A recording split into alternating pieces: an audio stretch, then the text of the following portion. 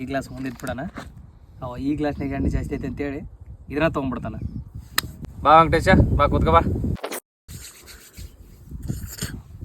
ಈ JFM ಮುಗಿದ್ರಾಗ next ನಿನಗೆ promotion plus bonus ಬೇಕಂದ್ರಪ್ಪ ಅಂದ್ರೆ ಈ ಗ್ಲಾಸ್ನಾಗ ಯಾವ್ದು ಎಣ್ಣೆ ಜಾಸ್ತಿ ಐತಿ ಕಣ್ಣು ಅಳತೆನಾಗ ನೋಡಿ ಕುಡಿಬೇಕು.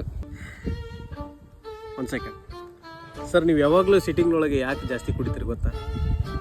ನೀವು ಕುಡುಕರ 3 ಟೈಪ್ ಡಿವೈಡ್ ಮಾಡ್ತೀರಿ. ಹೊಸ್ದಾಗಿ ಕುಡಿಯೋನು, ಕುಡುಕ, ಸಾರು ಕುಡುಕ ಅಂದ್ರೆ ನನ್ನಂತ ಹೊಸ್ದಾಗಿ ಕುಡಿಯೋನು. ಫಸ್ಟ್ ನೀವು ಮುಂದೆ ಈ ಗ್ಲಾಸ್ ಇಟ್ಟಿರಲ್ಲ, ಅವನು ಏನು ಯೋಚನೆ ಮಾಡ್ತಾನೆ ಅಂದ್ರೆ ಇದರೊಳಗೆ ಎಣ್ಣೆ ಜಾಸ್ತಿ ಐತೆ ಅಂತಂದೇಳಿ ಇದನ್ನು ತೊಗೊಂಡು ಅವಾಗ ಎಣ್ಣೆ ಇದ್ರಾಗ ಜಾಸ್ತಿ ಇರ್ತೈತಿ. ಎರಡನೇದವನು ಕುಡುಕ, ನೀವು ಹೆಂಗೂ ಈ ಗ್ಲಾಸ್ ಮುಂದಿಟ್ಟಿರಿ ಅಂತಂದೇಳಿ ಈ ಗ್ಲಾಸ್ನೊಳಗೆ ಎಣ್ಣೆ ಜಾಸ್ತಿ ಐತೆ ಅಂತಂದೇಳಿ ಅವ್ನು ಅನ್ಕೊಳ್ಳಿ ಅಂತಂದೇಳಿ ನೀವು ಅನ್ಕೊಳಕತ್ತೀರಿ ಅಂತಂದೇಳಿ ಅವ್ನು ಏನು ಮಾಡ್ತಾನೆ, ಇದನ್ನು ತೊಗೊತಾನೆ. ಅವಾಗ ಇದ್ರೊಳಗೆ ಎಣ್ಣೆ ಜಾಸ್ತಿ ಇರ್ತೈತಿ. ಫೈನಲಿ ಸರ್ಗುಡ್ಕ ಅಂದ್ರೆ ನನ್ನಂಥವ್ನು.